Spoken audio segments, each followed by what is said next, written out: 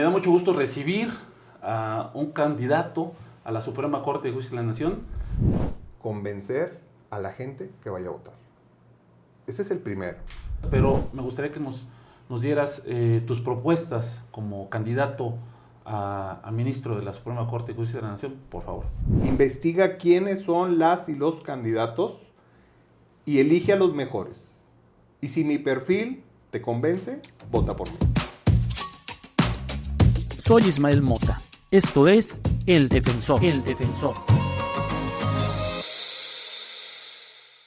Amigos, ¿qué tal? Bienvenidos a un episodio más del Defensor. Hoy contamos con la presencia del magistrado Ángel Mario García. Magistrado, bienvenido. Hola, buenas tardes, muchas gracias por la invitación y es un gusto estar con tu público que te escucha. Oye, ¿desde dónde vienes? De Monterrey, Nuevo León. Ah, mira, qué bueno, ya ves, aquí en Puebla les cuesta trabajo venir al Defensor. Eso tendrán sus razones. Oiga, no, ¿qué pasó? A todos aquí son bienvenidos, pero bueno. No, me da muchísimo gusto el que estés aquí en este día presente en el Defensor. Me da mucho gusto recibir a un candidato a la Suprema Corte de Justicia de la Nación. Ya estás firme en la candidatura y queremos platicar de eso, ¿no? Sí, muchas gracias por la invitación, precisamente porque esta elección de juzgadores federales y en algunos estados de la República, también estatales, es muy diferente a las elecciones que conocemos tradicionalmente. Primera diferencia sustancial. Los que proponen a los candidatos en las elecciones que hemos conocido por siempre son los partidos políticos. En esta ocasión los partidos políticos no tienen ninguna participación. Ahora son los poderes de la Unión los que están proponiendo a los candidatos. Poder ejecutivo, poder legislativo y poder judicial. El proceso ya pasó, ya lo conocemos todos. Hubo un comité de selección, una evaluación previa, una insaculación y finalmente salimos los candidatos. En mi caso particular, vengo propuesto por el Poder Judicial y por el Poder Legislativo. Permíteme un segundo, porque me habías dicho que esta va a ser ahorita la constante, pero yo no te platiqué que te iba a interrumpir. Pero bueno. Sí, eso es lo que no te conté. Sí, yo te conozco o empezamos a tratar y tú saliste mucho a la defensa de la reforma antes. Sí. Y algo que mencionaste antes de ser candidato prácticamente es que estabas a favor aunque te quedas sin trabajo. Sí, fíjate, cuando yo hice ese video, el proceso empieza con una iniciativa que manda el presidente de la República, Andrés Manuel López Obrador, al Poder Legislativo el 5 de febrero del 2024, antes de la elección de nuestra ahora presidenta Claudia y de la actual Cámara de Senadores y Diputados. El proyecto original no contemplaba el pase automático. Okay. El proyecto original decía, todos, absolutamente todos, ministros, magistrados y jueces federales y estatales concluyen su trabajo. El gobierno los va a indemnizar conforme a la ley y se van todos para su casa. En ese momento es cuando yo hago el video. Se aprueba en la Cámara de Diputados, si recuerdas, primero, y se aprobó tal cual. Luego pasa a la Cámara de Senadores. ¿Qué pasó de febrero al 2 de junio, que fue la elección? No hubo nada. No hubo gritos, no hubo quejas, no hubo descalificaciones, nada. Creo yo que los miembros del Poder Judicial Federal y la oposición al gobierno en turno pensaban que no iba a lograr Morena tener una mayoría calificada en la Cámara de Diputados y Senadores como para hacer reformas constitucionales. Llega el 2 de junio, Morena arrasó en las elecciones, consigue mayoría calificada en la Cámara de Diputados. Para la Cámara de Senadores les faltaban creo que 3 senadores, que luego los consiguieron, ya sabemos cómo se manejan los políticos. Y entonces fue cuando empezaron los lamentos. Fue cuando empezaron a salir historias de gente del Poder Judicial y de barras, colegios de abogados y un montón de personas, todos criticando que estaba mal, que la independencia judicial, un montón de historias. Entonces, esa propuesta aprobada en el Congreso, primero en la Cámara de Diputados, decía eso, que todos íbamos a quedar sin trabajo. Y ahí en ese momento fue cuando yo hice el video. Por eso digo, voy a perder mi trabajo, porque potencialmente lo iba a perder. Y estabas de acuerdo. Sí. O sea, sí. tú decías, bueno, yo, los que no han visto el video, les recomiendo que lo vean en el TikTok. Ahí lo tengo, sí. Sí, pero, o sea, es muy fiel la defensa de decir, pues yo estoy a favor porque cómo se han venido haciendo las cosas No son buenas. No son buenas. ¿Qué importa? Bueno, así pienso yo. ¿Qué era más importante? ¿Yo o México? Y no solo en esto, en muchas otras cosas es mi forma de pensar y de actuar. Era más importante que tuviéramos una verdadera justicia, que no estamos seguros si la vamos a tener con esta reforma, pero por lo menos lo vamos a intentar, vamos a hacer algo diferente.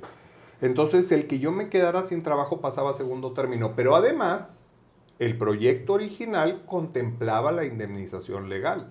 Entonces, si yo iba a ser desempleado, me iban a indemnizar como ordena la Constitución. Entonces, realmente no iba a recibir una real afectación. Porque como cualquier patrón en México, porque así lo establece la Constitución, ningún patrón está obligado a mantener a un trabajador en el empleo. Lo único es que si el patrón lo quiere desocupar, tiene la obligación de indemnizarlo conforme ordena la Constitución y la Ley Federal del Trabajo. Eso decía el proyecto original de reforma. A todos los que nos iban a dejar sin trabajo, nos iban a indemnizar. Entonces yo no iba a tener realmente una afectación. Además, yo soy abogado y soy profesor en la Facultad de Derecho y Criminología desde hace 29 años. Yo iba a conservar mi trabajo en la universidad y como abogado podría seguir trabajando en el ejercicio y es lo que profesional. mencionas, ¿no? Que tal vez tú, digo, y yo lo creo, digo, en el ejercicio de la profesión y con la experiencia que tienes, pues igual te va mejor afuera. Fíjate, cosa curiosa, siempre les digo eso a mis alumnos. A mí me iba muy bien litigando, yo litigué por 10 años y económicamente hablando me iba muy bien. Y en algún momento me nació la curiosidad o no sé de dónde me nació esto de querer ser juzgador. Y sabiendo que iba a ganar menos, decidí entrar al Poder Judicial. Llevo 26 años ahí. Y por el tema económico yo no tenía ninguna preocupación.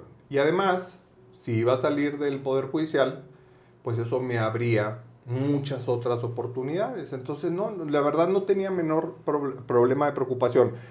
Pero, ¿qué me impulsó a hacer ese video?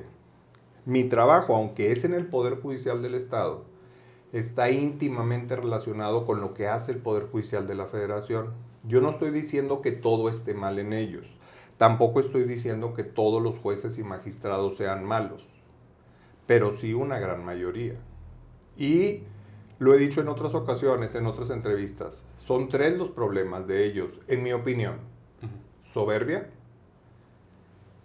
Llegó un punto en que se desconectaron tanto de los justiciables y ellos se sentían seres iluminados, así, despegados del piso, flotando, así, casi allá a la par con Dios, y acá era el pueblo. Sí. Y ellos siguen, aún ahorita, Sí, lo sigues oyendo diciendo que solo ellos tienen ese don de juzgar y que todos los demás somos unos inútiles, incapaces y que no tenemos nadie la capacidad más que ellos. Esa es una desconexión del pueblo. Bueno, y tú lo comentas, juzgar no es un trabajo fácil. No es un trabajo fácil, pero no es un trabajo que requiere una complejidad que solo una élite de personas lo puede hacer. Entonces ese fue un problema para ellos, su soberbia. Se despegaron del justiciable, se olvidaron de a quién se deben y ese fue una. Otra, corrupción. Muchísima corrupción, porque en los juicios de amparo ellos dicen la última palabra. Pero dicen que eso no hay. ¿Cómo que no? Y el nepotismo también van a decir que no, porque También la misma dicen que no. presidenta habló casi del 50% de los empleados son familiares. Poder Judicial De la Federación, Poder Familiar de la Federación. Sí. Entonces, esos eran sus 3 problemas. Los 2 mayores, corrupción y soberbia. No estoy tachando a todos o etiquetando a todos con la misma etiqueta. Hay gente muy buena, secretarios, oficiales judiciales, actuarios, jueces, magistrados muy buenos, que incluso se sintieron muy ofendidos con esta reforma y prefirieron renunciar a pasar automática a la boleta. Entonces, por esa razón, mi video, si lo escuchas ahorita, tal vez digas, ¿cuál pérdida de tu trabajo si ahora andas acá? pero de verdad yo no pensaba participar. No, fue en su momento pues, fue valiente y la respuesta estuvo ahí con la gente que lo quiso. Yo estoy seguro, no he hecho un estudio o un análisis, pero estoy seguro que mi video fue el primero y tal vez el único que viniendo del Poder Judicial, aunque fuera estatal, hablaba a favor de la reforma. Yo te confirmo que fue el primero. Todo mundo, Sí. magistrados, jueces federales, magistrados y jueces estatales, ministros de la Corte, todos en foros, en noticieros, en periódicos, en todos los medios de comunicación masivo, hablando de todas las desgracias que nos iba a traer esta reforma. Y no había nadie que dijera, más que los que lo estaban aprobando, obviamente. El gobierno en turno, los diputados de Morena, los senadores de Morena y sus aliados. Eran los únicos que decían que era bueno. Los colegios de abogados, ninguno salió a defender la reforma. Ninguno salió a criticar los vicios del Poder Judicial Federal y los poderes judiciales de los estados. Ninguno. Porque en eso se han convertido muchas barras y colegios de abogados, en aplaudidores de los políticos. Entonces dije yo, ¿por qué si todo el mundo opina? Acuérdate que es muy común que los poderes judiciales no opinen, ¿eh? Sí. Los jueces y los magistrados y los ministros estaban como en una cápsula donde nadie los veía, nadie los oía, no hablaban, no hacían ruido, siempre por debajo de la mesa. Y entonces dije yo, es momento de que alguien que no era un chairo, porque ellos dicen que solo los chairos, los que no estudian, los que no tienen preparación académica, son los que defienden una barbaridad como esa reforma. Pues no soy ningún chairo, no soy ningún inculto, ningún analfabeta, tengo una preparación académica, soy maestro universitario, tengo un doctorado y conozco la reforma, la defendí. Y hoy en día, que ya no es una reforma, ya es ley, la sigo defendiendo y sigo pensando que es un gran avance. No puedo asegurarte que vaya a ser perfecta. No puedo asegurar que todo vaya a ser miel sobre hojuelas. Pero lo que sí es que necesitábamos un cambio radical. Y esto es un cambio radical. Claro, o sea, ya está tan viciado. Ya es una... pues, híjole. Todos tenemos en cierta forma una opinión del Poder Judicial Federal. Hay muchas personas, como te dices, son muy valiosas. Hay gente que se dedica a hacer su trabajo, que lo hace y que pasan horas ahí metidos y días enteros, que hasta uno dice, oye, ¿por qué necesidad de sufrir así, de dormir abajo de un escritorio? Y no les daban la Y oportunidad. no les daban la oportunidad. Y no, Porque a eso llevaban voy. mano los A familiares, eso voy. llevaban mano los amigos, llevaban mano los que tenían ciertos intereses, Y ellos hasta de mismos- índole sexual. Bueno, Hasta de eso, de Sí. verdad, por Dios. No lo puedes demostrar con una prueba, pero se sabía por gente de ahí mismo que la novia o el novio de tal o cual juzgador o de tal o cual miembro del Consejo de la Judicatura, hasta les daban el examen para que lo pasaran. Ese sí fue escándalo nacional. Hubo venta de exámenes para jueces de distrito, hubo venta de exámenes para magistrados y los vendían desde el Consejo de la Judicatura. Entonces, pero sí, ahí es inmaculado. así es, así se sentían ellos, ¿No? pero pues la realidad es muy distinta a lo que ellos decían. Y lo que te quiero preguntar es, ¿nos puedes explicar qué es la Suprema Corte de Justicia de la Nación? ¿Qué es un ministro? ¿Qué cargo quieres alcanzar propiamente? La Suprema Corte de Justicia es el máximo órgano jurisdiccional del país. Ellos tienen entre las principales funciones el conocer de controversias constitucionales. Mira, déjame ir un paso atrás para la gente que no está muy familiarizada con el derecho. La Constitución nos otorga a todas las personas, todas sin excepción, mexicanos o no mexicanos, que estemos en territorio del país, una serie de derechos que se conocen como derechos humanos o derechos constitucionales. Están escritos en la Constitución, están escritos en los tratados internacionales y reconocidos por México. Pero si la Constitución o los tratados nos da un derecho, pero no nos otorga una forma de obligar a las autoridades a que respeten esos derechos, entonces sería letra muerta. ¿Qué es lo que hace la Suprema Corte de Justicia y en general el Poder Judicial de la Federación? Hacer que se cumplan los derechos humanos de todas las personas en todo el país. Y hay tres vías. La más común o la más utilizada es el juicio de amparo, que eso creo que todo el mundo sabe o ha oído que es un juicio de amparo. El otro es las controversias constitucionales y la otra son las acciones de inconstitucionalidad.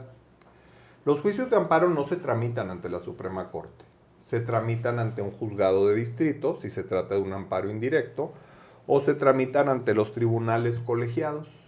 Pero bajo ciertas circunstancias que no tiene caso explicar, esos amparos sí pueden tener su última estancia o su última opinión en la Suprema Corte. Entonces, básicamente son tres cosas las que conoce la Suprema Corte: acciones de inconstitucionalidad, controversias constitucionales y amparos en revisión.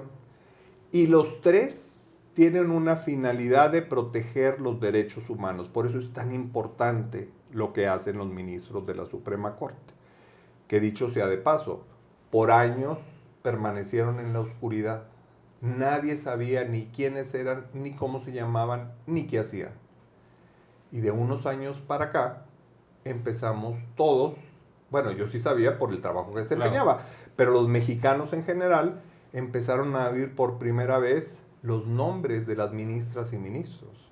¿Qué hacían las ministras y ministros y de qué manera sus decisiones afectaban al pueblo? Porque si en un órgano del Poder Judicial de la Federación hay corrupción, y esa es mi opinión personal y creo que la de muchos mexicanos y mexicanas, es en la Suprema Corte. Y ahora sabemos sus nombres, y ahora sabemos qué hacen, y ahora sabemos a quién benefician. Por años se habló de una independencia judicial.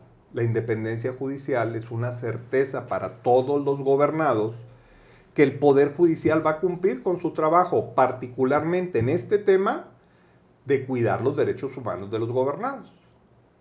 Pero resulta que esas personas no servían al pueblo. Principalmente, y en su gran mayoría, servían a grupos de intereses fácticos, de poderes fácticos, oligarcas, empresarios, incluso intereses extranjeros. ¿Qué pasó cuando llega por primera vez en los últimos años a México un presidente de izquierda? Que todas las reformas que se pretendieron hacer para cambiar el estilo de un gobierno que había sido neoliberal a un estilo de gobierno de izquierda o humanista, como lo llamaba el presidente Obrador, sí. Todas esas reformas en beneficio del pueblo las frenaron en la Suprema Corte, seguramente lo recuerdas. Sí. Todas sin excepción. El gobierno federal emprendió una serie de obras de infraestructura, principalmente para provocar el desarrollo económico del sureste de la República, que por años permaneció en total olvido. Y a través de juicios de amparos estuvieron suspendiendo las obras del Tren Maya, que es muy importante, las obras todas del corredor interoceánico, que es de una importancia económica que yo creo que no alcanzamos a dimensionar porque todavía no es al 100%.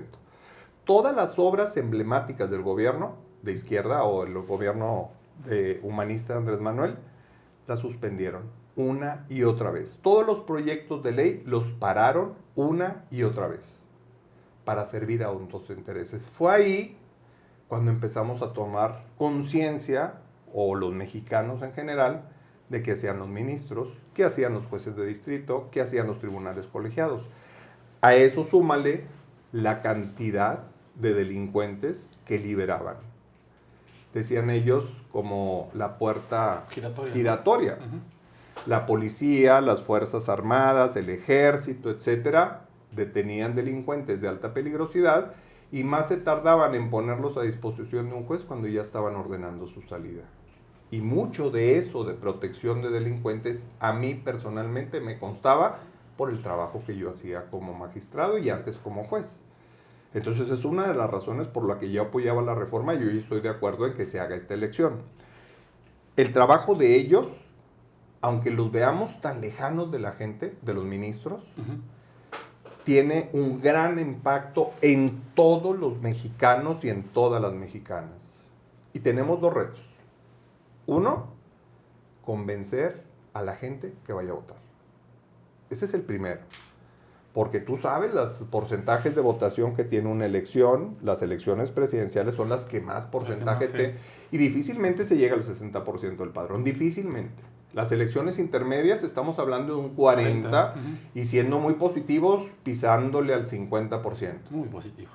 ¿Qué va a pasar en esta elección extraordinaria? Que solo se va a votar por el Poder Judicial. Se habla de un 8 a un 15%. Los apocalípticos hablan de eso. Yo soy más positivo. Yo quiero pensar que es el 20% y te voy a decir por qué. El ejercicio de la revocación de mandato cuando era presidente de Andrés Manuel López Obrador tuvo una participación del 17%.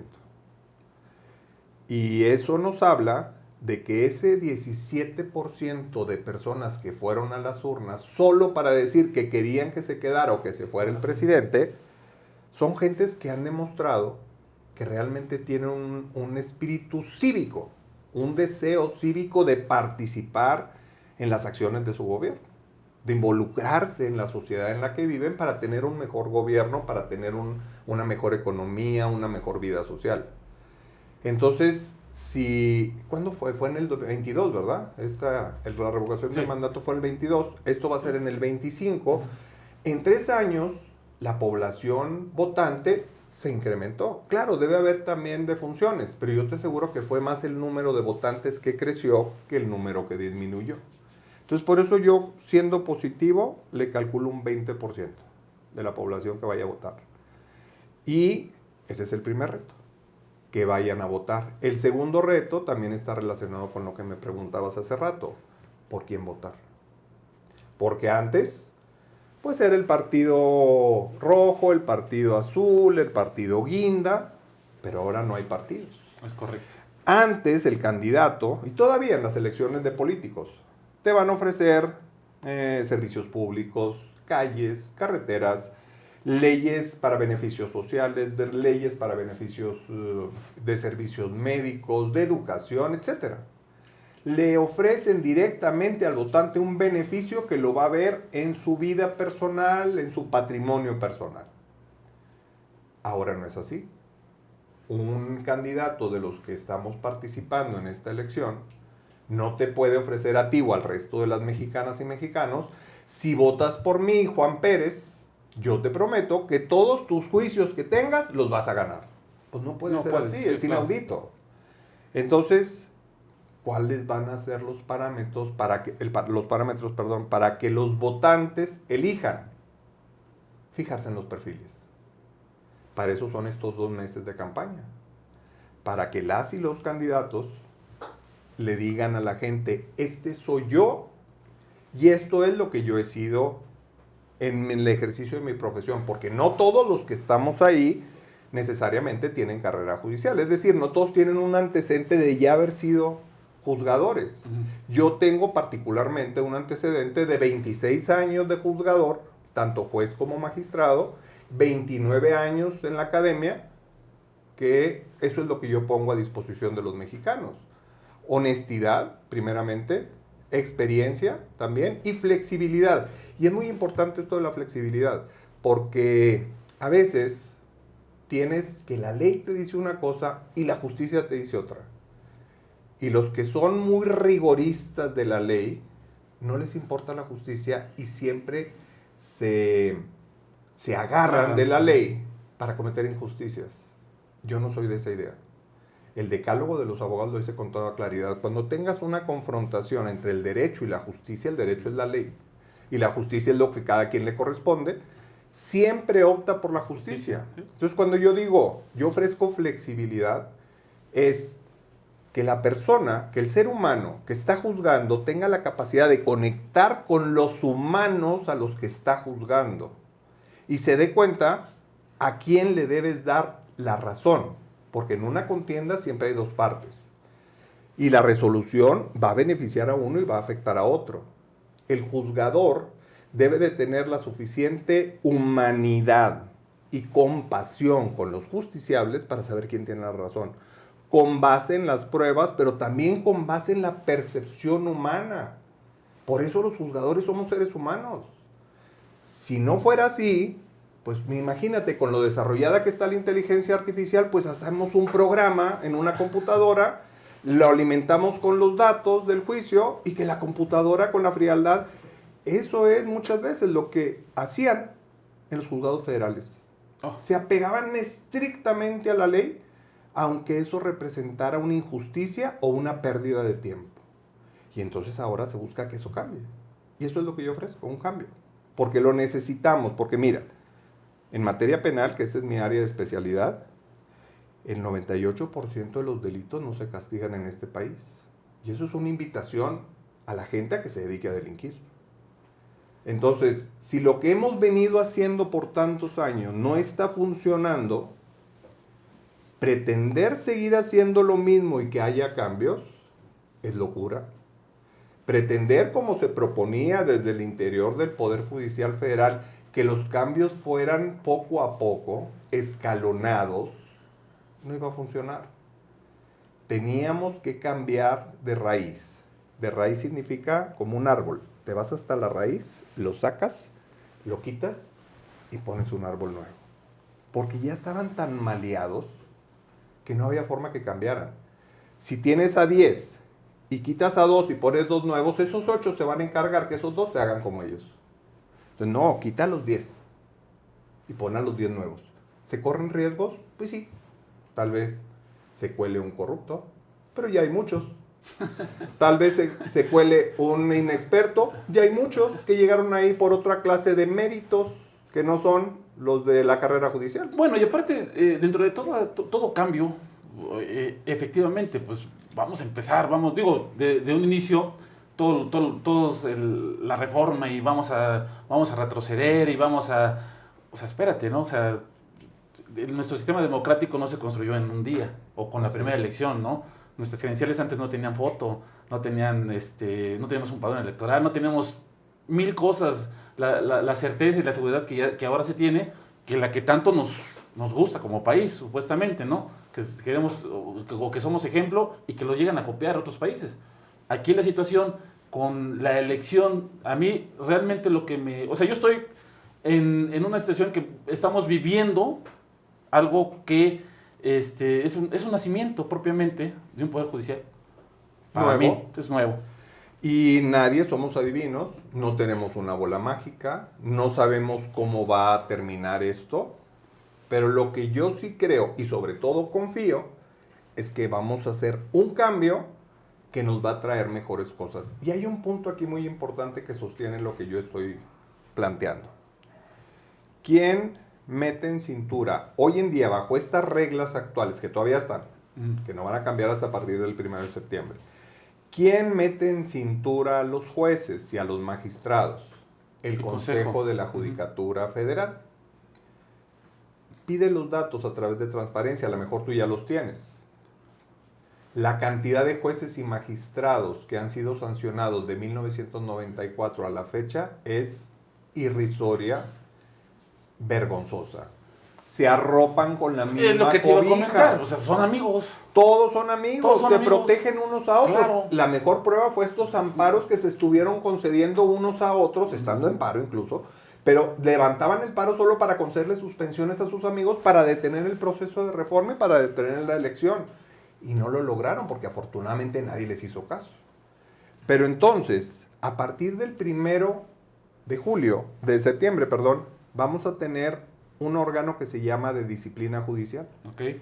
Integrado por 5 personas, 3 mujeres y 2 hombres, elegidos por el pueblo, y ellos se van a encargar de meter al redil a todos los juzgadores que hagan algo indebido. Primero, ya no van a ser amigos de ellos que son del mismo dependencia, porque aunque también van a pertenecer al Poder Judicial, nadie del Poder Judicial los eligió. Ahorita, la presidenta de la Corte es presidenta del Consejo de la Judicatura. Entonces, es como aquellas caricaturas que el lobo y el perrito eran enemigos y cuando salían del trabajo eran amigos. Sí. O sea, ¿cuándo se pone una camiseta y cuándo otra la actual presidenta? Así funciona. Entonces, ese órgano sí va a meterse en las decisiones de los jueces y magistrados. Pero además, cualquier mexicana o mexicano, aunque no forme parte de un proceso, Con el solo hecho que sepa que una resolución es dudosa, tiene la facultad de presentar una queja ante el órgano de disciplina judicial y el órgano investigar. Y si demuestra que la actuación del juez o magistrado fue indebida, lo separan del cargo y lo consignan ante las autoridades porque hasta la cárcel pueden ir a dar. Ese es el gran cambio. Por eso, otra vez el reto de ir a votar, que la gente sepa la importancia de estas elecciones, pero además, si en algún perfil nos debemos de fijar muy bien, es en los de disciplina judicial. La gente va a tener en sus manos aproximadamente 6 boletas. Cada boleta es para Suprema Corte, una, para disciplina judicial, otra, y para Sala Superior del órgano electoral. Esas 3, que son las federales, en mi opinión son sumamente importantes las 3.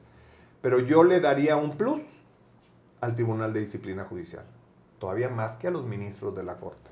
Okay. Porque en ellos va a descansar la responsabilidad de que todos aquellos que se puedan filtrar sin tener capacidad o siendo corruptos, no duren mucho en su encargo. Y ahora sí los puedan separar, no como antes o no como ahora, que no les hace nada. O sea, tú dices que esos perfiles que podemos decir, pues igual van a pasar, pues son malos, que hay algún malo, siempre va a ser la posibilidad de destituirlo. Así es, cosa que ahorita no pasa. Cosa que ahorita no se puede. Entonces ya desde ahí podemos pensar, por lo menos, o tener la esperanza de que el resultado de esta elección nos dé una mejor justicia que la que tenemos en la realidad. Todos los mexicanos y todas las mexicanas en un punto estamos de acuerdo. Algunos no están de acuerdo con la reforma judicial, pero en un punto estábamos de acuerdo. Yo creo que el 90 y tantos %. La necesidad de reformar el poder judicial. La diferencia era en cómo hacerlo. Cómo hacerlo, sí.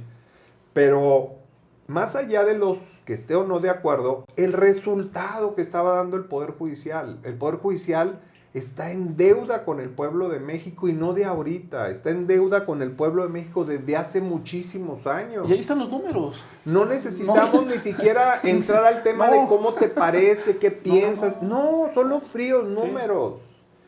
Entonces, ¿qué tenemos que hacer? Si tenemos un problema muy grande, tenemos que dar soluciones muy grandes. Y aquellos juzgadores federales que sientan que a ellos no les queda el saco de corruptos, de sinvergüenzas, de ineptos, lo que sea que podamos haber dicho sobre los juzgadores federales, pues tan fácil. Ellos pasan directo a la boleta de elección. Yo no pasé directo porque yo no estoy contendiendo en el estado, que es donde yo trabajo. Okay. Yo decidí, al principio no quería, pero luego tomé la decisión de inscribirme para ser ministro de la Corte y yo hice todos los trámites. Yo me sometí a 2 insaculaciones y si tú viste el proceso de insaculación, no había manera de manipularlo. Yo tuve la buena suerte de que en el Poder Legislativo y en el Poder Legislativo, cuando se hizo la tómbola, salió mi nombre. Sí. Y además, fíjate otra cosa, la tómbola la criticaron y dijeron... A eso voy. A ese como una punto voy. burla. A eso voy. Pues todo el mundo, fue lo primero que hicieron cuando salió la tómbola, fue de, bueno, estamos en la feria, eso viene cargado, vienen las bolas, las pelotitas o lo que sea, vienen frías, calientes, o sea, empezaron a hacer sus teorías. Un montón de historias, pero todas totalmente irracionales. Digo, y aparte se tomó, perdón, pues, sin tomar en cuenta la historia como tal.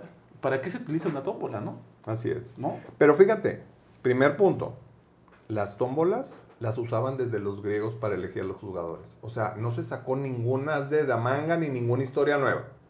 No hay nada nuevo bajo el sol. Ya desde hace miles de años se elegían así a los juzgadores. ¿Y para qué una tómbola? Para desvincular al juzgador de quien lo propuso. Y de esta forma el juzgador le dice a quien lo propuso, a ver, yo llegué aquí por al azar, no te la debo a ti. Yo, por ejemplo, me inscribí en los 3 poderes. Ok. En uno de ellos no salí y en los otros 2 salí en la primer lista. Y esas listas se sometieron a la tómbola. Y en las 2 salí en la tómbola. Perdón, Ángel. ¿Qué me da a mí una libertad de decirle Yo no te la debo a ti, se la debo al azar. Ese es un punto muy importante que me gustaría aclararlo, porque resulta que en la boleta va a salir propuesto por el Ejecutivo, propuesto por el Legislativo. O por el judicial. O por el judicial. Y ahí la gente se puede tomar como, oye, a ver, ¿cómo que están proponiendo a esta persona para ser ministro? O sea, ellos los van a mandar. O sea, ahí tenemos ahí sí hay que hacer muy bien la diferencia y el por qué, ¿no? La propuesta es porque así tiene que ser. Porque no había otra forma. No se lo podíamos dejar. Esto no se lo podemos dejar a los partidos políticos. Entonces, ¿cuál es la otra opción? ¿Cuál es el plan B? Que fueran los poderes los que propusieran. Pero ni siquiera fueron los poderes como tales. Cada poder, acuérdate que nombró un comité de evaluación. Y yo me di a la tarea de evaluar los perfiles de los 15 miembros, porque eran 5 en cada poder. Okay. Nos daba un total de 15 personas. A las 15 personas yo me di a la tarea de investigar sus perfiles. Y todas y todos tenían perfiles casi intachables. Casi intachables, santos nada más en el cielo. Entonces, eran muy buenos perfiles y ellos se encargaron de hacer todo el procedimiento. El comité de evaluación, después de terminar con la tómbola, fueron los que le dijeron a los poderes, aquí están los 12, 12 y 12. En el caso de los hombres, 15, 15 y 15 en el caso de las mujeres. Para ministros. Y así para cada uno de los cargos. Claro. Yo te estoy hablando del que yo voy, ¿verdad? Claro, claro. Y entonces ya los poderes decidieron, de esos 12, ¿me quedo con los 12 o reduzco? Todos los poderes decidieron quedarse con los 12. De tal suerte que deberíamos de haber 36 hombres y 45 mujeres. Pero resulta que algunos fuimos propuestos por 2 poderes, como mi caso. Okay. A mí me propone el poder legislativo y a mí me propone el poder judicial. Coincide. Entonces la lista, en lugar de 36, se redujo a 31. Somos 31 candidatos a ministro. ¿Y esa es una ventaja para ti? No sé. No lo había visto desde esa óptica. Yo también los perfiles de los 30, además del mío, los he visto. Y yo creo que cualquiera que gane va a ser bueno. Yo no veo malos perfiles en los otros 30, no veo malos perfiles. Entonces, tal vez algunos de los que ahí se mencionan, alguien ha dicho cosas malas de ellas o de ellos, pero a mí no me consta. Yo lo que investigué fueron buenas trayectorias y eso me da gusto, porque con independencia de que yo gane o pierda, a mí me da gusto que tengamos nuevos ministros, claro, nuevas ministras y que ya no estén ligados a los políticos, porque el presidente de la República siempre proponía a los candidatos a ministros, mandaba una terna, ¿te acuerdas? Sí, claro. Y la terna la aprobaba el Senado. Nos acordamos de Cedillo. Así es. Así fue. Cedillo y su golpe de Estado, Sí, pues, ¿verdad? Y a partir de ahí, así fue. Sí. Y entonces siempre eran los amigos del presidente a los que ponían. Un presidente que quería controlar al Poder Judicial, nomás con que controlara a los ministros. Y ni siquiera tenía que controlar a todos. Bastaba con que controlara al presidente Sí. o a la presidenta. Porque de ahí bajaban las órdenes. Y las órdenes llegaban hasta el señor que hacía la limpieza allá en los edificios del Poder Judicial. Y el que se atreva a decir que estoy mintiendo, está mintiendo doble. Porque sabemos todos los que estamos en el medio que así funcionaba. Si la intención del presidente Andrés Manuel, que fue el que envió la propuesta original, y que la sostuvo la presidenta Claudia, porque recordemos que la presidenta en campaña, junto con todos los senadores y diputados en campaña, hablaban de un plan C. Yo sabía lo que era el plan C. Estoy seguro que tú también sabías lo que era el plan C. Y la gran cantidad de mexicanas y mexicanos, 36 millones para ser exactos, que fuimos a votar por el plan C más que por Morena, porque yo no soy de Morena, yo fui a votar por el plan C, porque yo quería una reforma del Poder Judicial. Todo ese proceso tan complejo, ¿no crees que hubiera sido mejor para la presidenta decir, nomás pongo a mis ministros amigos, en lugar de meternos en todo este asunto? Si la intención no fuera un cambio de raíz del Poder Judicial, a ver, ¿qué hizo Cedillo? No, pues, con razón. ¿Te acuerdas de un ministro que salió hace poquitos años, en el 2018, que había sido antes procurador, que le sacaron sus cuentas de dinero Sí. millonarias y nomás tantito le rascaron y solito se fue, ¿verdad? Sí, sí, sí. No me acuerdo el apellido ni el nombre, pero la gente seguramente sí lo sabe. Fue en el 2018-2019. ¿Tú crees que esa cola que tenía ese ministro no lo tienen muchos de los que están ahorita? Bastaba con que la presidenta Claudia les dijera, mira, WIF, lo que te tengo, mira tus cuentas, mira esto, mira aquello. Solitos se van y la presidenta pone a todos y desde ahí controla todo para abajo. Si esa fuera la intención, si la intención fuera destruir la carrera judicial, si la intención fuera destruir la independencia judicial, si la intención fuera controlar el poder judicial, había una forma más sencilla de hacerlo. ¿Por qué optarlo por la forma difícil? Y la forma más sencilla es la que siempre se ha usado. Exacto, la que Ya, siempre no hay, se no, o sea, usaron. no hay nada nuevo, no hay nada nuevo. Y gritan y gritan y gritan, ¡ay, la independencia judicial! ¡Ay, la independencia judicial! A ver, no nos hagamos tontos. ¿Qué hacía ahora en diciembre del año 2023 la presidenta y el ministro González Alcántara y Carrancá? ¿Qué hacían organizando una reunión en la casa del ministro con los magistrados de la Sala Superior del Tribunal Electoral y con los altos jerarcas del PRI y del PAN? ¿A qué se juntaron? Nunca nos han dicho a qué se juntaron. Sabemos que se juntaron. La ministra, fíjate, llegó al colmo, la ministra presidenta, llegó al colmo de negar la reunión en casa del ministro. Dijo que no, que fue en instalaciones del No, Instituto de sabes la que Judicatura. era para una posada. Y al mismo tiempo que ella estaba negando, el dueño de la casa estaba diciendo que sí se hizo la reunión. Entonces, ¿a qué se juntaron? Pues regresamos, vamos a este brevísimo corte y pues quiero aprovechar porque vamos a hablar, quiero que nos puedas platicar de inicio, yo te voy a hacer algunas preguntas, pero me gustaría que nos dieras tus propuestas como candidato a ministro de la Suprema Corte de Justicia de la Nación, por favor. Mira, una de las principales áreas de oportunidad que yo veo para que haya un real y verdadero cambio en la justicia en este país es revisión de la jurisprudencia. Y de una forma muy sencilla voy a explicar qué es la jurisprudencia. La jurisprudencia, primero, es como si fuera una ley. La diferencia es que no pasa por el Congreso, sino que la hacen en el Poder Judicial. Imagínate una vía del ferrocarril. Aquí van las leyes que hace el Congreso y aquí va la jurisprudencia que hace la Corte y sus órganos. Me refiero a tribunales colegiados y me refiero a los jueces de distrito, aunque los jueces de distrito no emiten jurisprudencia, pero sí aplican criterios.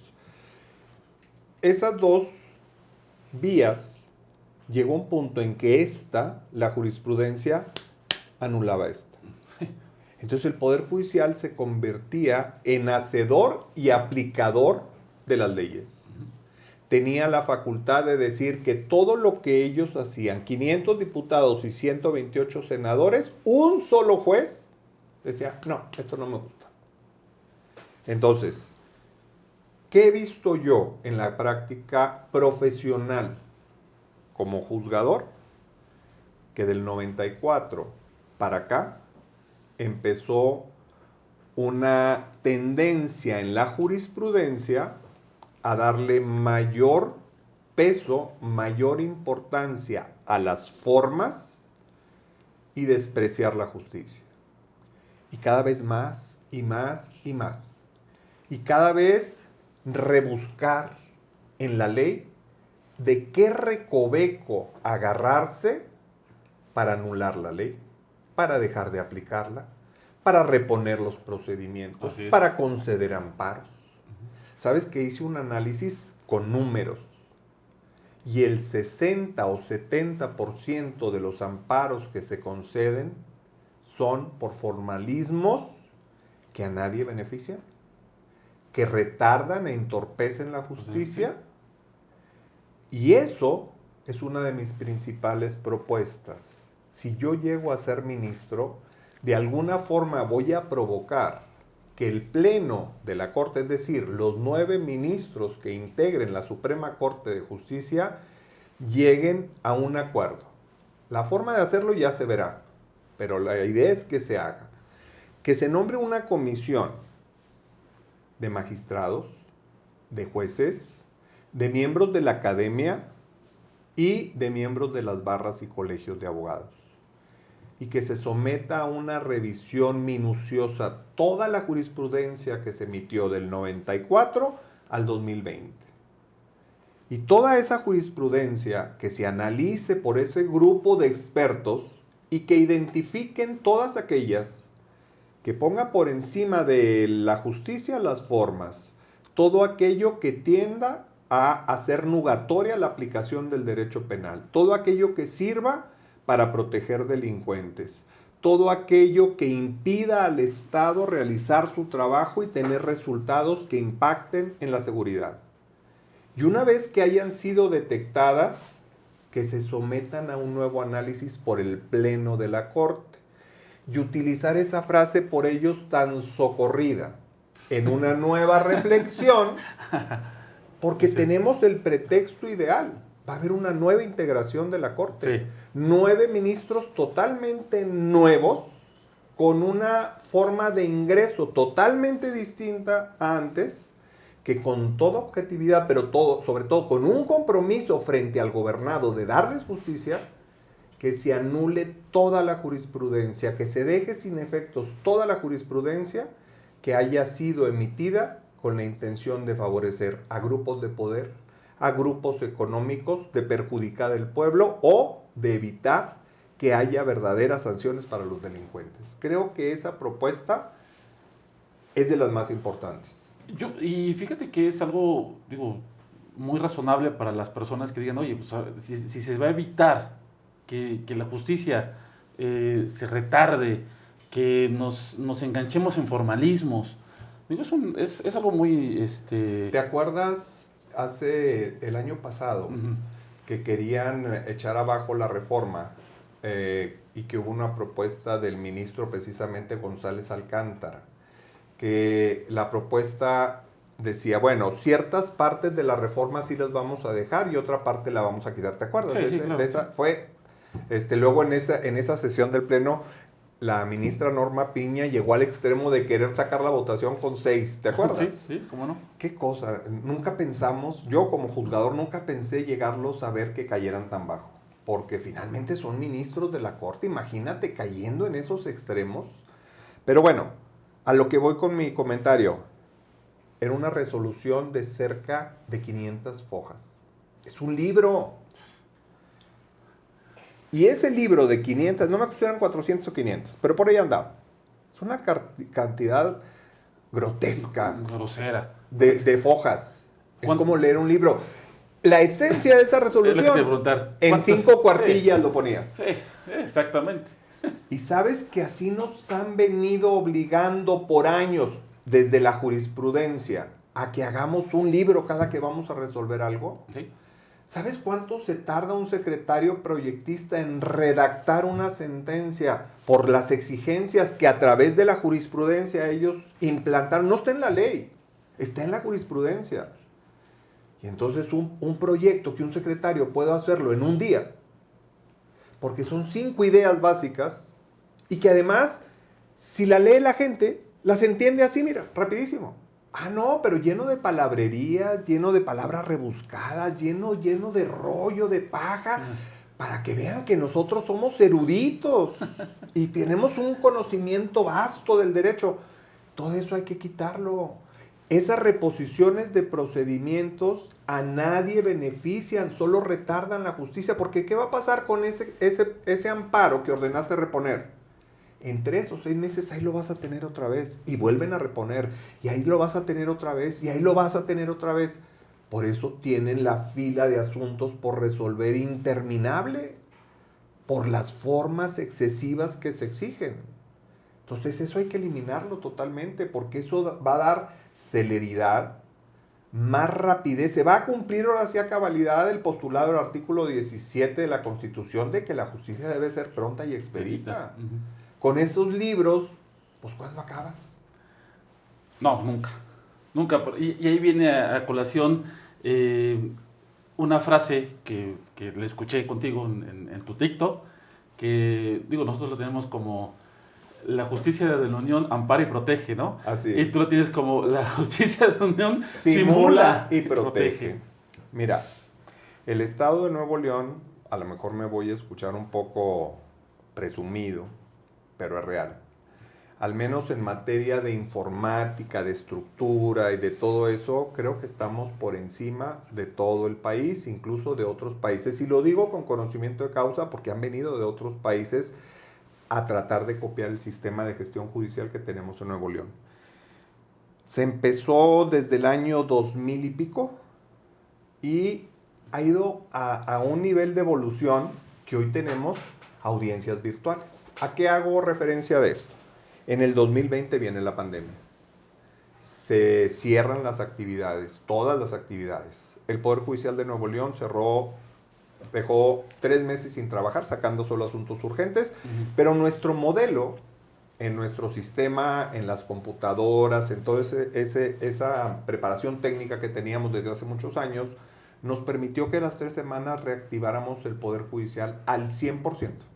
Okay. Al 100%, ningún estado de la República ni la Federación se activaron tan pronto. El Poder Judicial, no quiero decir una cantidad que no recuerdo con precisión, pero por lo menos 1 año estuvieron sin trabajar. Sin trabajar, sin ir a los tribunales. Y los 2 meses que se aventaron también de Sí, pero de eso protesta. fue más reciente, yo te estoy hablando del 2020. Del 2020, claro. Como nosotros seguimos trabajando al 100%, la justicia no se detuvo en Nuevo León.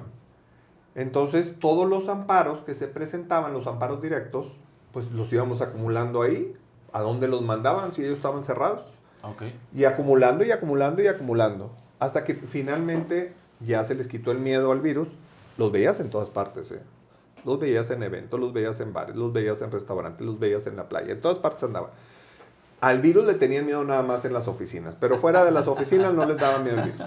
Es cierto. Sí. Y no les va a gustar. Si me oyen, no les va a gustar, pero pues esa ha sido mi naturaleza siempre, decir las cosas por su nombre.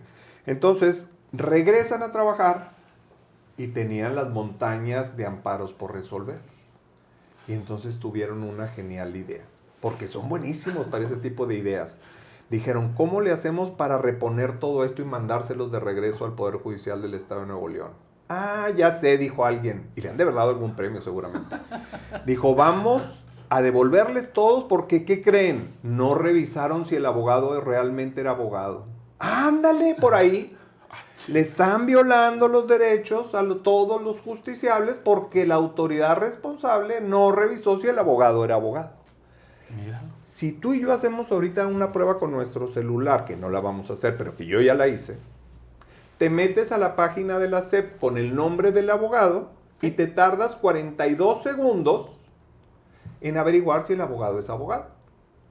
Si ellos realmente estuvieran tan preocupados por los derechos constitucionales de los justiciables, y parte del derecho constitucional es la justicia pronta y expedita, ¿para qué nos devuelves a nosotros todos los amparos a que nosotros hagamos cuando tú, con un hecho notorio que lo prevé la propia ley de amparo, te tardabas 1 minuto en revisar? Sí. Y hubieras encontrado, como lo encontramos nosotros, que en todos los amparos que nos devolviste, en todos el abogado sí era abogado, pero no lo quisieron hacer. Nos regresaron todo y ellos presentan estadísticas. Miren, en 2 meses nos pusimos al día. Y además, miren todos los amparos que concedimos. Si no fuera por nosotros, el país fuera un caos. Oye, ¿eso no es una simulación? No, claro, desde luego. Y aparte, entonces el Poder Judicial simula y protege. Sí. O sea, y es una lástima, realmente, que ellos se mueven por esos indicadores. Claro. Porque es lo que quieren sumar y sumar y sumar y sumar. Así es. No dicen, damos justicia. Imagínate las estadísticas que presenta el Consejo de la Judicatura cada año que les aprueban el presupuesto allá en la Cámara de Diputados.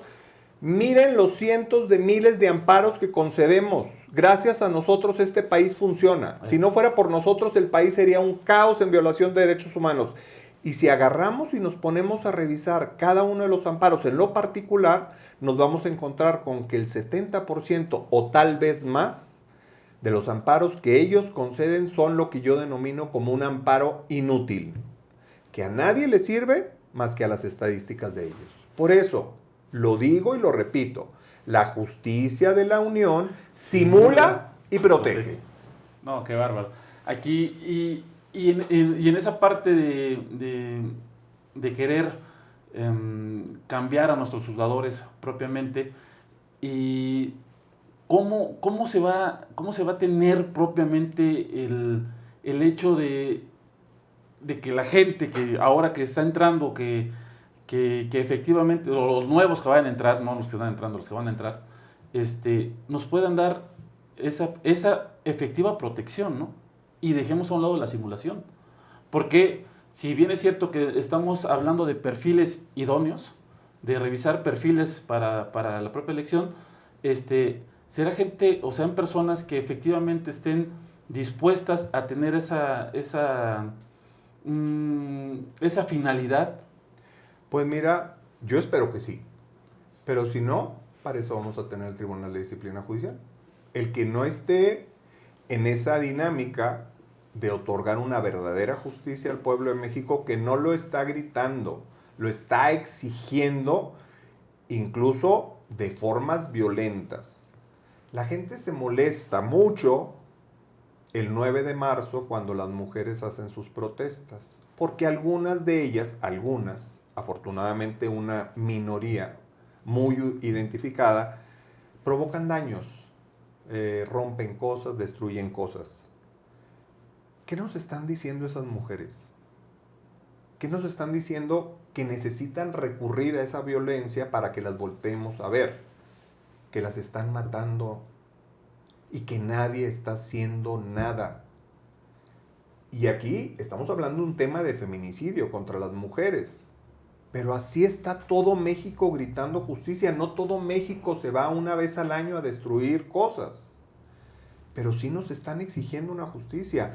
Todo aquel que llegue ahora a ocupar estos cargos, sí, si su trabajo no se traduce en que ya las mujeres no tengan ganas o necesidad, perdón, es que esto no es de ganas, me equivoqué en la palabra, que las mujeres ya no tengan que recurrir a estos actos violentos para ser vistas, escuchadas y atendidas, entonces se van a ir, porque el Tribunal de Disciplina Judicial se va a encargar de quitarlos. Y fíjate, aquí vale la pena que te comente algo.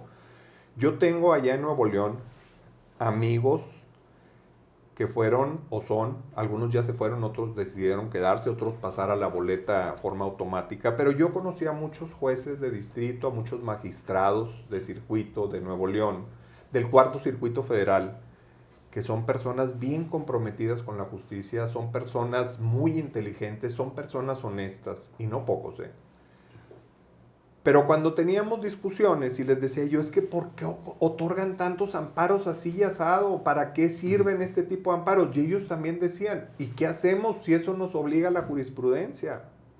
¿Y dónde sale la jurisprudencia? De los ministros. Imagínate, estos individuos con sueldos de 600,000 pesos, camionetas blindadas, ellos viven en otro mundo. Sí. Ellos viven en otro México. Imagínate que ellos están, como siempre digo, en una cúpula allá en el cielo, en una cúpula dorada de oro, rubíes, brillantes y diamantes. Así viven ellos. Imagínate, la vez pasada publicaron una lista de todos lo que reciben los ministros de la Corte. Haz de cuenta que ellos viven en Dubái. ¿Qué van a saber de delincuencia? ¿Qué van a saber de peligro en las calles? ¿Qué van a saber de que les maten un familiar? No saben de esos porque no viven en ese mundo. Y en materia penal, para ser más específicos, ellos idealizan una investigación criminal perfecta. Y ellos dicen, la investigación criminal conforme a la letra de la ley debe de ser así. Y cualquier investigación que se salga de los parámetros ideales que ellos tienen, está muy mal. Concedemos el amparo y libera a ese delincuente. En su vida, te aseguro que ninguno de ellos se paró en una agencia del Ministerio Público. Jamás. En su vida han visto de frente a una víctima de un delito. En su vida han tenido de frente a un presunto delincuente. Y entonces, ¿qué pasa? Que es un mundo desconocido para ellos.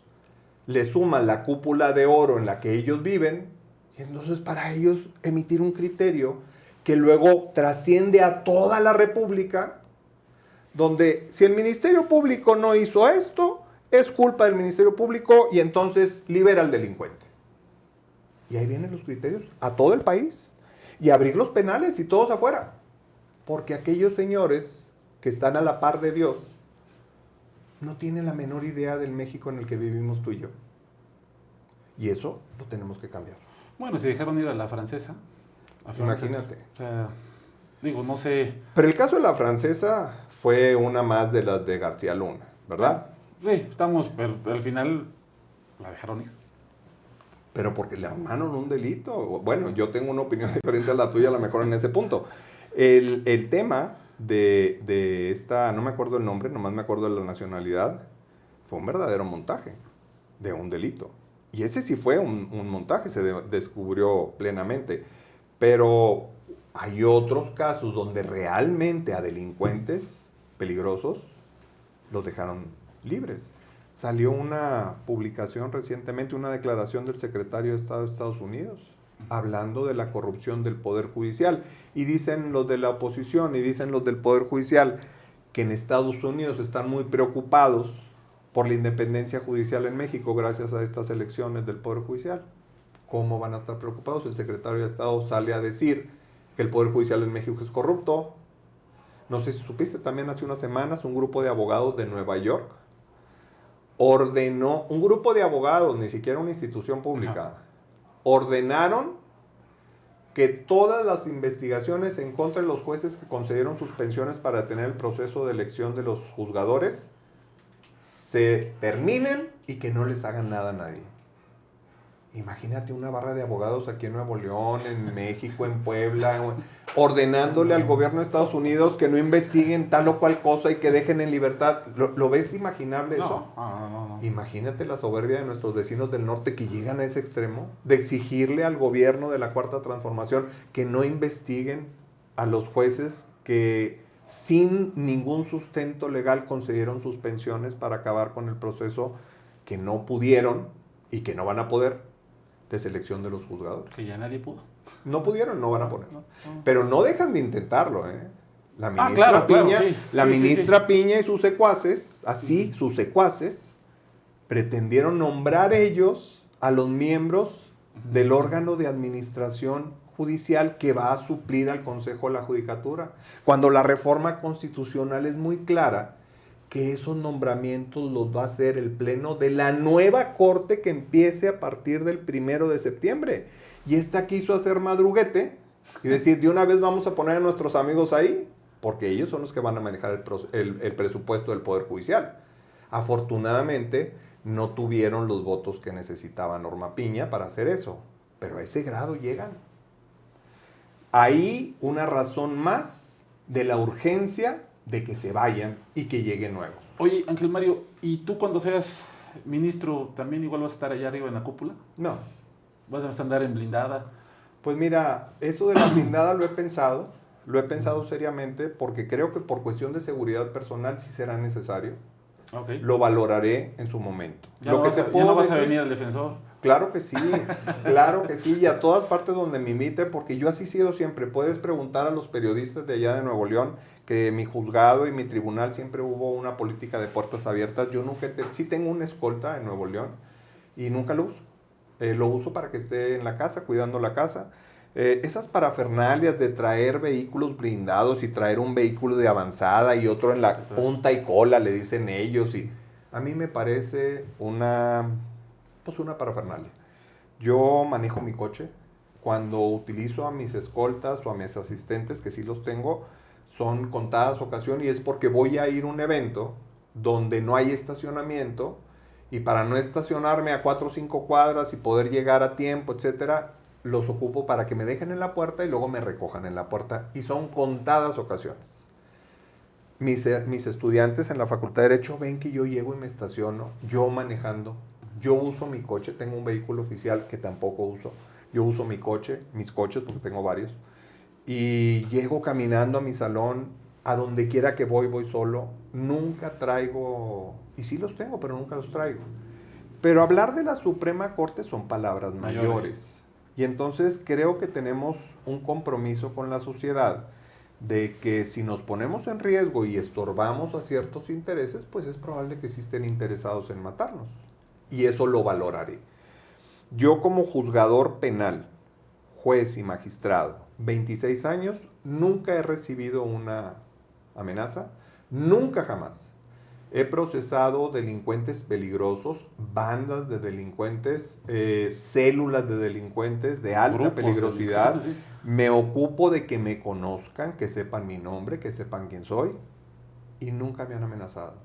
Yo siento, no sé, puedo estar equivocado, que los delincuentes saben que ellos están cometiendo delitos y que alguien los va a juzgar. Cuando haces lo correcto, ellos no toman venganza. Okay. ¿Cuándo se enojan los delincuentes? Cuando les agarras dinero y luego no les cumples. Cuando haces cosas indebidas para perjudicarlos, porque las fiscalías en todo México les fabrican delitos a muchos delincuentes que no son delincuentes. Y si yo, en el ejercicio de mi trabajo como juez o como magistrado, percibía que era un delito inventado, yo los ponía en libertad. Y creo que los mismos delincuentes entre ellos saben quién es cuál. Saben cómo está el juez, saben cómo Saben está quién el recibe. magistrado. Exacto. Lo saben. Y entonces eso me da a mí la tranquilidad de que hasta el día de hoy nunca he ocupado ni escoltas ni camionetas blindadas. Si llegara a la corte, valoraré el riesgo y las usaré o no las usaré. Pero estar con la gente, siempre voy a estar. Sí, porque es lo que necesitamos realmente, que, o sea, no necesitamos que el ministro esté en el canal del Poder Judicial, verlo ahí en la tele, ¿no? O sea, necesitamos que esté afuera, Pero que además, visite, que fíjate otra vea. cosa, Que venga se al Poder la pasan Judicial. en eventos, no sé si te has dado cuenta. Todo el día andan de un evento a otro a que les anden aplaudiendo y quemando incienso en todas partes. A mí esas parafernalias tampoco me gustan. Habrá ocasiones que sí tengas que ir a algunos eventos porque así lo indica la actividad que desarrollas, pero estar yendo a recibir premios, nominaciones, a que te aplaudan, a que te vean, a placearte, esa no es el trabajo de un juzgador. El trabajo de un juzgador está dentro de su tribunal y estar en contacto con los justiciables. Es que ellos llegan y no precisamente quieren dar justicia, ¿no? Lo que No, buscan porque es andan un buscando. reflector, creo yo. Yo te voy a decir algo y la gente que me conoce, que son muchos, al menos en Nuevo León, saben que no estoy mintiendo. ¿Yo quiero ser ministro de la Suprema Corte? Sí. ¿Pero qué no quiero? No quiero ni necesito poder. No quiero ni necesito dinero. No quiero ni necesito negocios al cobijo del poder. Yo no tengo dinero en el banco. Tengo dinero, sí, pero no en el banco. Yo no tengo ningún negocio de nada. Absolutamente de nada. No tengo ninguna acción en ninguna empresa de nada. No eres consejero de nadie. De nada absolutamente. Mi información patrimonial está siempre a la vista de la gente. La gente me conoce y sabe cuál es mi patrimonio. Mi patrimonio no va a cambiar si yo llego a la corte o si no llego a la corte. Va a seguir siendo el mismo. Tengo 26 años de experiencia judicial. 29 años de experiencia académica. Y eso lo estoy poniendo a disposición del pueblo de México para que haya una verdadera justicia. No me interesa ganar en lo personal nada. Yo estoy buscando servir a México porque estoy consciente de que México está exigiendo, a veces hasta de manera violenta, justicia. Y eso es lo que me mueve para estar ahí.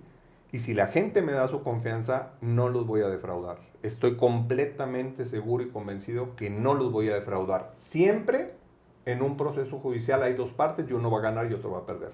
Claro. Pero no defraudar significa no que les des siempre la razón a todos, sino que hagas lo correcto. Y lo correcto a veces es estirar la ley, así, pero estirarla hasta acá, para que se haga justicia. Y eso es lo que yo ofrezco. Ángel, me gustaría preguntarte, digo yo como de manera personal, como abogado, cuando empiezas en la profesión, empiezas a estudiar y todo, yo siempre idealicé la cuestión de un juez, tanto por el respeto, como se tenía que ver, y pues más, si te vas a empezar a ir más arriba, nunca, o sea, dije, nunca voy a conocer un ministro, ¿no? De la Suprema, digo, tal vez algún día me lo encuentre ahí, en un viaje escolar o lo que sea.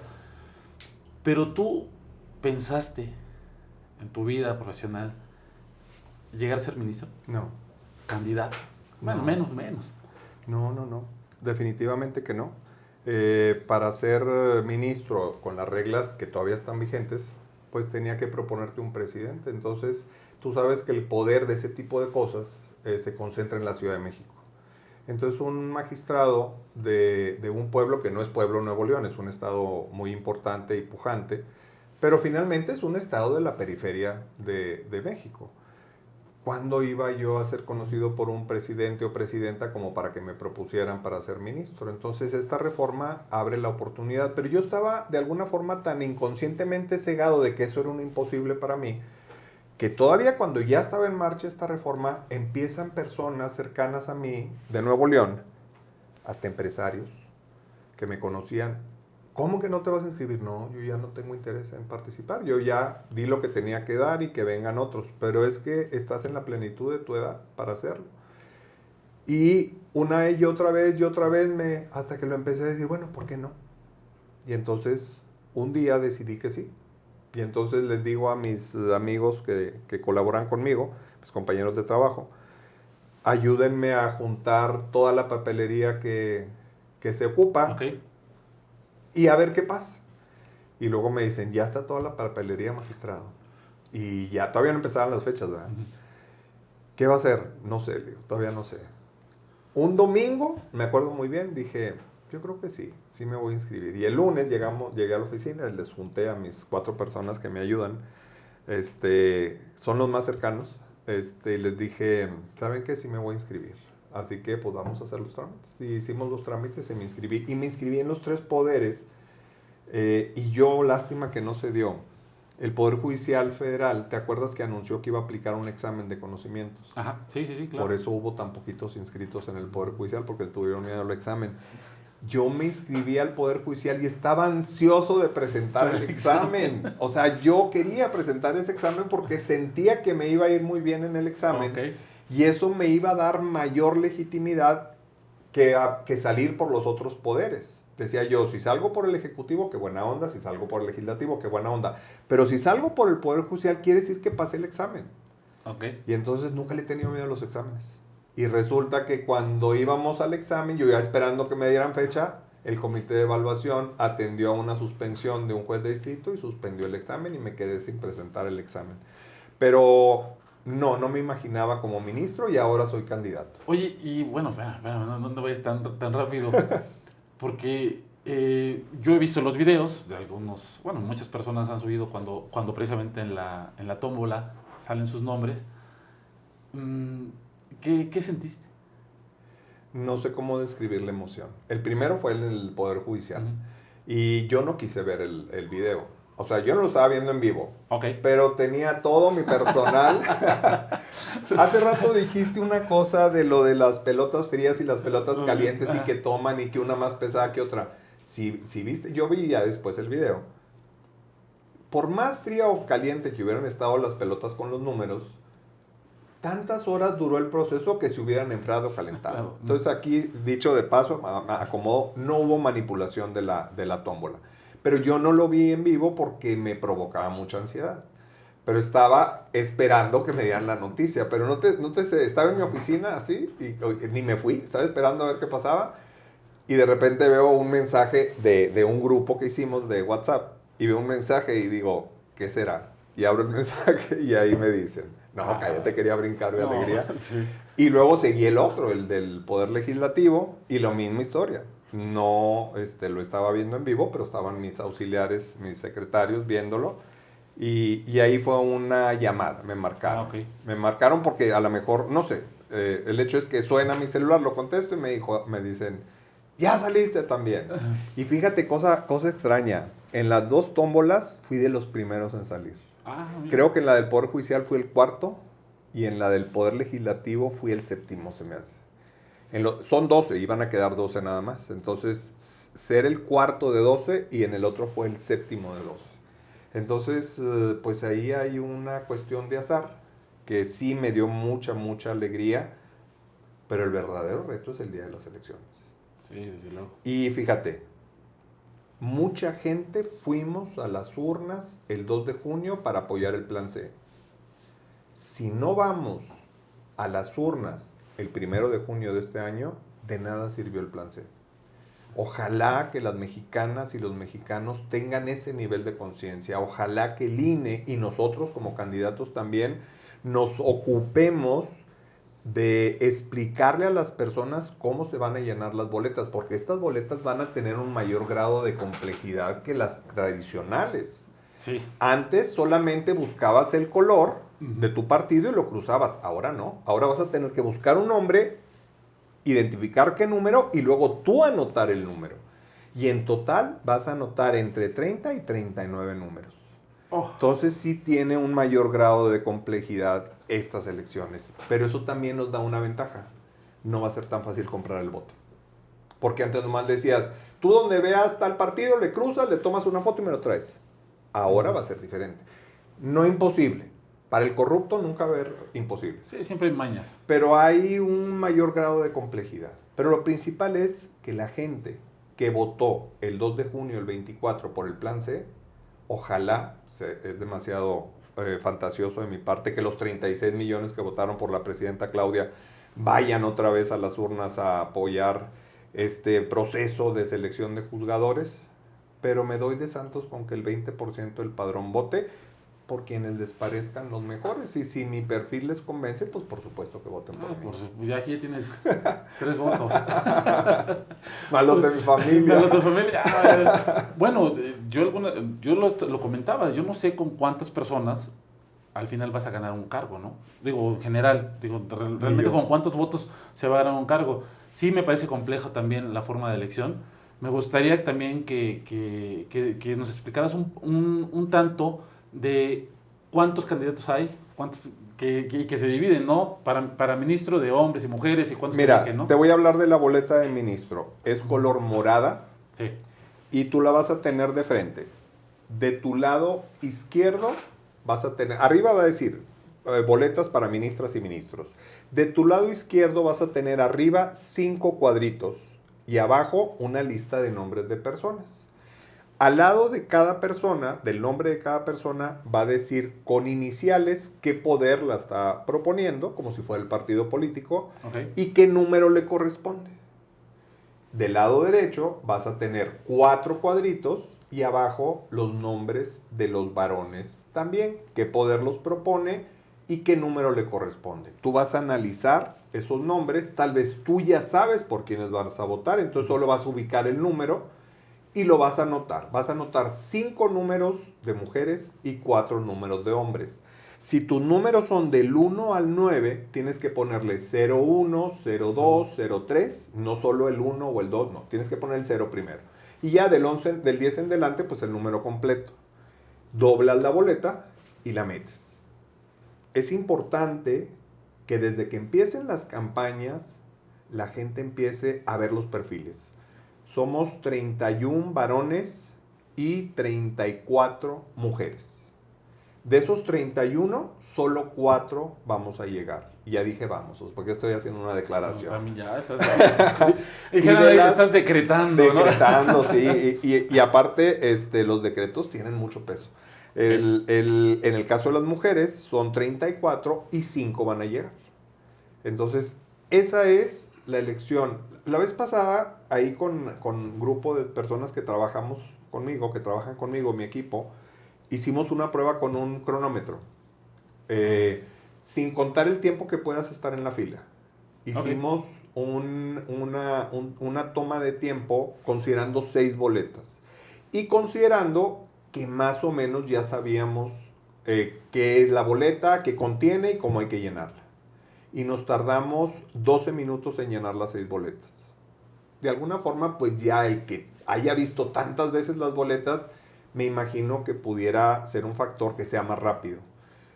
Entonces vamos a suponer que la gente que no está tan relacionada con la boleta se lleve 15 minutos en llenar. ¿Te parece un tiempo exagerado? ¿Que No. te tardes 15 minutos en llenar las boletas? Me parece que no. No, parece que no. Y la fila, si consideramos que en las elecciones federales del 24 yo me tardé más o menos 1 hora en la fila, porque era una cantidad Sí. numerosa de personas votando. Ahora no va a haber tanto. Entonces yo le calculo una media hora de fila y le calculo 15 minutos llenado de boletas. Y todavía te regalo 15 minutos más. Te vas a tardar 1 hora en votar. La pregunta es a las mexicanas y a los mexicanos. Tal vez ahorita no tienes un problema legal, pero potencialmente lo puedes tener.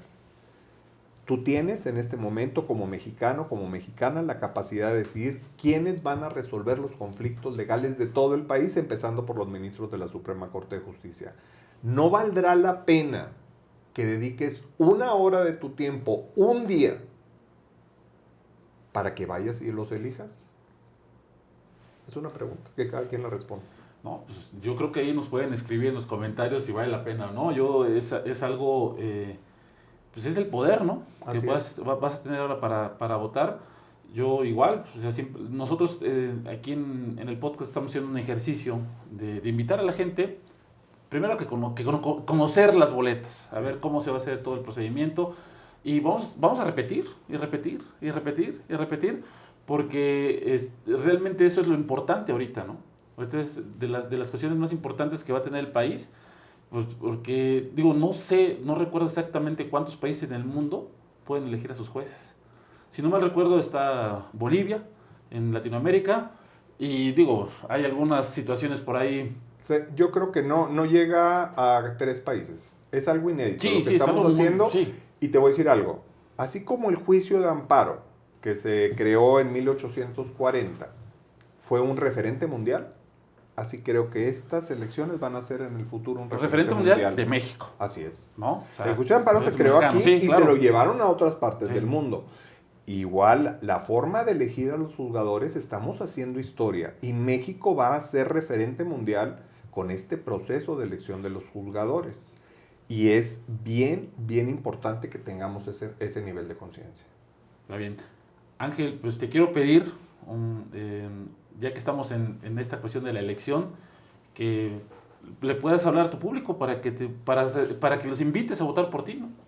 Yo invito a todas y todos los mexicanos, primero, a hacer conciencia de esta nueva historia que estamos escribiendo. Seamos parte de la historia todas y todos. Vayamos 1 hora, es más, 1:30. Vamos a la casilla, vamos a elegir a los juzgadores, vamos a elegir a aquellos que se van a encargar de impartir la justicia. Tal vez tú no tengas en este momento un proceso judicial, pero estoy seguro que alguien cercano a ti, a tu familia, un amigo o una amiga, ha tenido un problema y te ha platicado de las injusticias de las que ha sido víctima. Recuerda eso y regálate a ti, regálale a ese familiar, a ese amigo y regálale a México 1 hora, 1:30 de tu tiempo para que vayas a votar. Pero antes, investiga los perfiles. Investiga quiénes son las y los candidatos y elige a los mejores. Y si mi perfil te convence, vota por mí. Perfecto, ahí está el llamado. Vamos a ver. Gracias. Yo voy a votar por él. Una vez, ya lo tengo en la mira. Y ya vamos a agradecerte el tiempo de estar y la confianza de venir al podcast, de estar aquí conmigo en el Defensor. Y este llamado propiamente dicho, que conozcan plenamente de tu voz lo que te comprometes a hacer, porque también hay que cumplir, ¿no? Y eso es algo bien importante que después pues, recae en los cargos públicos, ¿no? El compromiso que hace uno y que luego nuestros políticos nos han acostumbrados a que no lo hacen. Yo tengo algo que es lo más valioso para mí, mi palabra. Mi palabra vale más que mi firma y yo he hecho un compromiso con todas y todos los mexicanos que quien me dé su apoyo, su confianza a través del voto, les doy mi palabra que no los voy a defraudar. Tal vez me equivoque porque soy humano, pero defraudarlos, ponerme yo de parte de alguien, ponerme yo a hacer alianzas perversas con grupos fácticos o con grupos económicos o con gobiernos o con políticos, de ninguna manera. Yo hoy confío en ti. Gracias. Confío en tu palabra. Gracias. ¿Sale? Ángel, otro favor. ya para ir cerrando, porque si no nos seguimos acá. Sí, yo soy un merolico. Y ya, y ya tienes que viajar. Por favor, compártenos tus redes sociales para que te puedan buscar y encontrar ahí. Mira, tengo una cuenta personal de Facebook que tengo muchos años de tenerla, pero ya estoy en el tope de amigos. Creo que hay manera de que le ponga a seguir. Y tengo una página como figura pública también de Facebook, que también ahí se puede poner como seguir. Tengo una cuenta de X que la rehabilité, la tengo desde hace muchos años, pero la habilité hace poco tiempo. Honestamente no sé mucho manejar X y además me parece una red muy violenta. A mí no me gusta la violencia, no me gustan los insultos, no me gustan las ofensas. Creo que todos podemos expresar cualquier idea sin necesidad de ofender a los demás. Pero bueno, ahí está mi cuenta de X, no sé cómo, seguramente con mi nombre. Pero la que más me gusta es la de TikTok, porque esa como que es la de los jóvenes. Y yo tengo 29 años tratando con jóvenes. Mis materias que yo imparto en la Facultad de Derecho son de primeros semestres. Mis alumnos están entre los 18 y los 19 años. Entonces estoy muy acostumbrado a tratar con ellos. Además, los quiero mucho, me encariño mucho con los jóvenes, me han enseñado mucho, yo aprendo de ellos. Hace días decía, chango viejo no aprende maroma nueva. Yo soy un chango viejo que mis alumnos me han enseñado a dar maromas nuevas. Y mi cuenta de TikTok es donde tengo más videos y creo que es donde tienen una mayor cercanía con quién soy yo, cuál es mi historia, cuáles son mis precedentes. Y los invito a que me sigan si les convence. Te encontramos como Ángel Mario. En el TikTok es Doctor Ángel Mario García Guerra. Sí, cierto. En la página oficial de Facebook también es, no dice doctor, nomás dice Ángel Mario García Guerra. Lo vamos a colocar al pie del episodio para que te puedan seguir o puedan checar justamente todo lo que compartes. Y bueno, no me queda otra más que agradecerte infinitamente el estar acá. Te deseo el mejor de los éxitos. Yo realmente, confiar con una persona es difícil, pero ahorita fue muy fácil en esta charla, en este tiempo que logramos compartir. Y simplemente, pues, cuando llegues, acuérdate de todo lo que realmente llevas en el corazón. Si llego, desde ahorita te lo prometo también, si me invitas, voy a estar otra vez contigo. Te lo agradezco. Te doy mi palabra. En ti confiamos. Y es lo que más vale. Es lo que más vale, la palabra. Gracias. Perfecto. Amigos, les agradecemos mucho su atención de este episodio. Les recordamos comentar, seguirnos en nuestras cuentas de X, Instagram, TikTok, en YouTube, obviamente. Y nos vemos la próxima.